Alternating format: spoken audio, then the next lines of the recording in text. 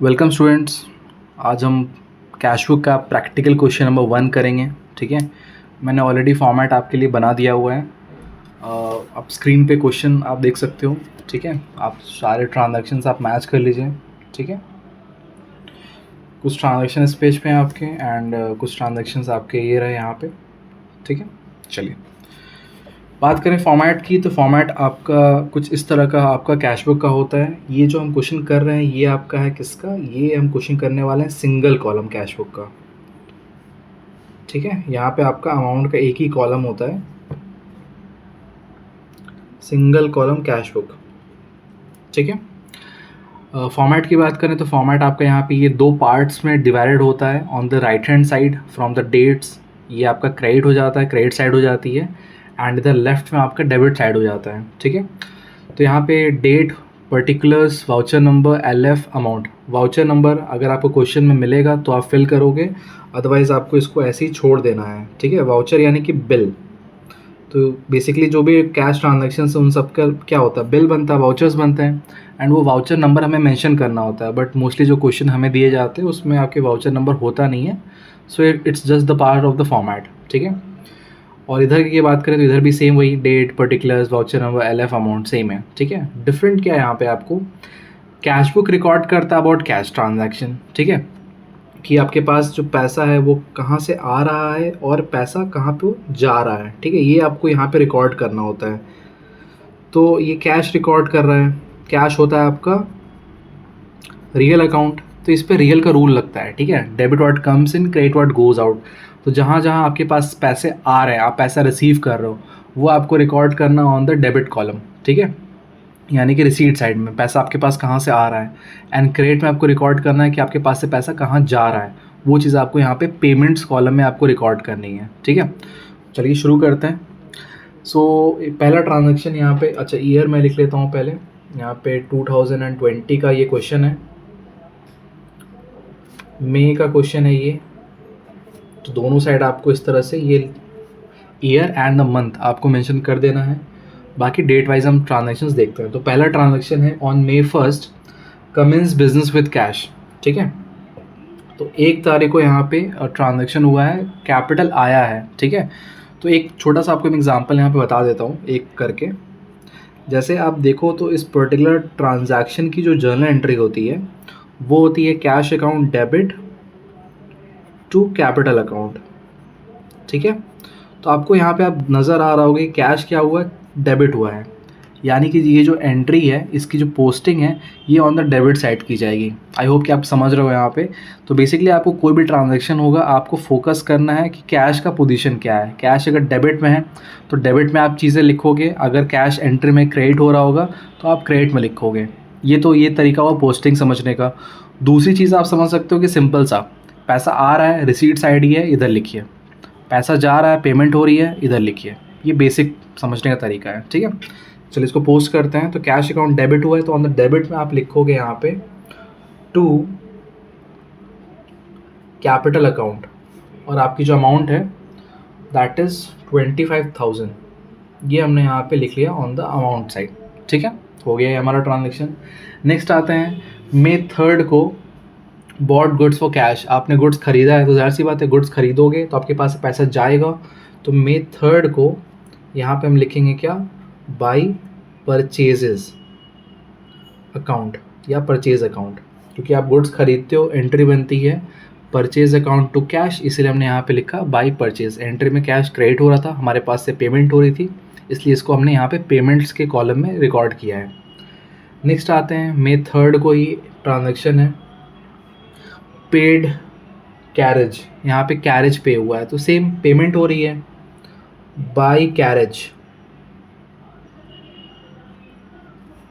By carriage account. Amount हो गया आपका 200 रुपये। Next sold goods for cash, आप गुड्स बेचोगे, क्या होगा, पैसा आपके पास आएगा, जाहिर सी बात है, तो इसको आप लिखोगे ऑन द रिसीट साइड। तो May 4 को हम यहाँ पे लिखेंगे टू सेल्स अकाउंट, अमाउंट आपका 6,000। तो आप दोनों चीज़ तरह से आप देख सकते हो, आप पोस्टिंग समझना चाहो पोस्टिंग समझो, नॉर्मल सा पैसा आ रहा है जा रहा है उससे करना चाहो वैसे भी कर सकते हो। ठीक है, नेक्स्ट है आपका on 10th received from Ram, entry बनेगी आपकी कैश टू राम, तो कैश डेबिट हुआ तो डेबिट में आप लिखोगे टू राम,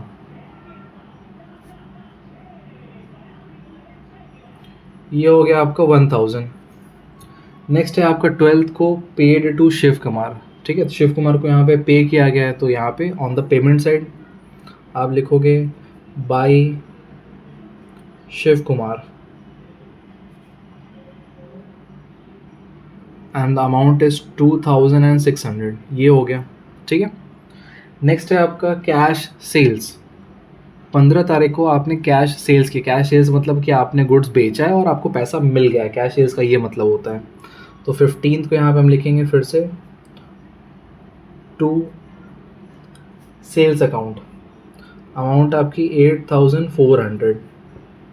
नेक्स्ट है आपका on 18th purchase furniture for cash for office, आपने फर्नीचर खरीदा है जिसकी एंट्री जर्नल एंट्री बनती है फर्नीचर टू कैश, तो पैसा जा रहा है तो इसको आप यहाँ पे लिखोगे on the credit side by furniture account,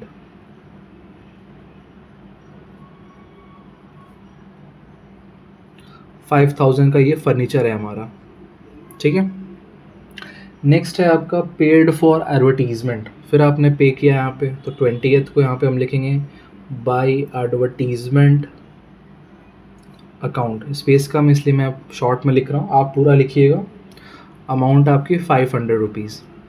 next है आपका purchase goods from Mahesh on credit, आपने गुड्स खरीदा ज़रूर है महेश से बट क्रेडिट पे ख़रीदा है, तो क्रेडिट पे ख़रीदा है तो इसको हम यहाँ पे कैश बुक में नहीं लिखेंगे, क्यों, बिकॉज ये कैश बुक रिकॉर्ड करता है ओनली द कैश ट्रांजैक्शन जहाँ पे पेमेंट हुई हो, ठीक है, तो यहाँ पे पेमेंट नहीं हुई, इसको हम रिकॉर्ड नहीं करेंगे क्योंकि हमारे पास ना पैसा आया है ना कोई गया है पैसा, ठीक है।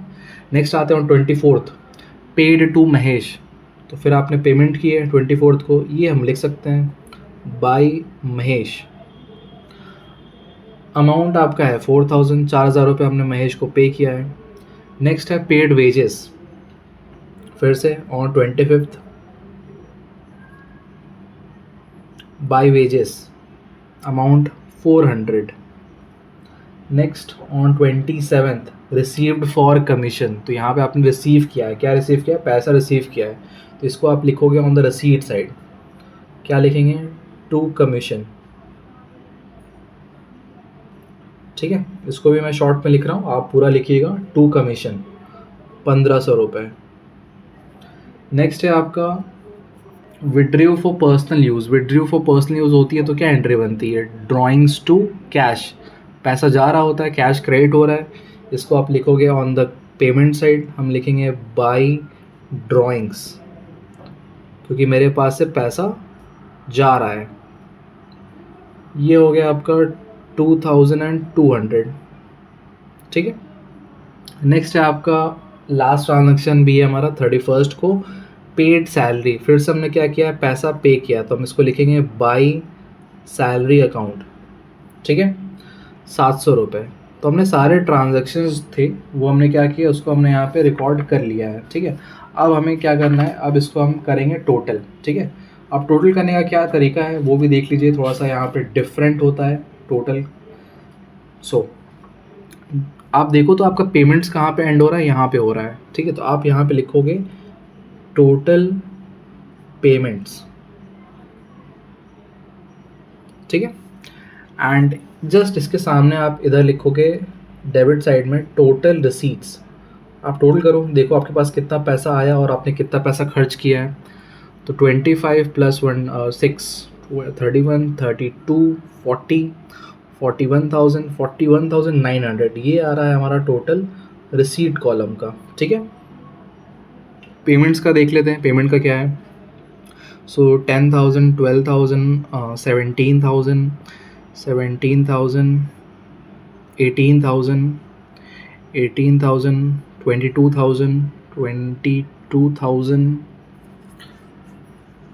एक बार फिर से मैं टोटल कर लेता हूँ, मैं कैलकुलेटर यूज़ नहीं कर रहा हूँ इसलिए, सो 10,000 प्लस 12,000 प्लस 5,000 17,800 17,800 हो गया स्टार्टिंग का। इसके बाद आपका है सो क्रेडिट साइड का जो हमारा टोटल है दैट इज़ 25,600, इसको भी हम यहाँ पे लिख लेंगे, ठीक है। तो अब देखो तो आपका जो पैसा है वो आया ज़्यादा है, आपने खर्च कम किया है, तो यहाँ पे क्या होगा, last day of the month May 31 को यहाँ पे हम बचाएंगे, इसको करेंगे balance by balance carried down C/D, ठीक है। और जो डिफरेंस अमाउंट है इन दोनों का वो हम लिख लेंगे, तो जो डिफरेंस अमाउंट है इन दोनों का आप माइनस करोगे तो ये आएगा 16,300। दैट मीन्स कि इतना पैसा जो है कैश है अभी भी आपके पास बचा हुआ है, ठीक है। फाइनली इसको क्लोज कर लीजिए, ऊपर की तरफ एक लाइन, नीचे की तरफ दो लाइन। 41,900 जो आपका अमाउंट ज़्यादा है उसी को आप लिखेंगे ऑन बोथ द साइड्स, ठीक है। एंड मई के बाद जून आता है तो ये अमाउंट अगले मंथ कैरी हो जाएगा यहाँ पे। जून 1 को हम लिखेंगे to balance brought down B/D 16,300 रुपये। तो यहाँ पे आके हमारा क्वेश्चन हो चुका है कंप्लीट, ठीक है। तो आई होप कि आपको ये चीज़ समझ में आई होगी। हाँ, एक और चीज़ यहाँ पे रह गया था बताना, यहाँ पे मैंने लिखा हुआ इन द बुक्स ऑफ, ठीक है। तो यहाँ पे आपको ओनर का नाम मेंशन करना है, क्वेश्चन में दिया नहीं इसलिए हमने एज इट इज़ को छोड़ दिया है। तो आपको यहाँ पे ओनर का नाम लिखना था, ठीक है। बाकी आप फॉर्मेट देख लीजिए, अगर फिर भी आपको कोई डाउट है तो आप कमेंट्स में पुट कर सकते हो, ठीक है। आई होप कि आपको समझ में आएगा स्टूडेंट्स। Thank you students.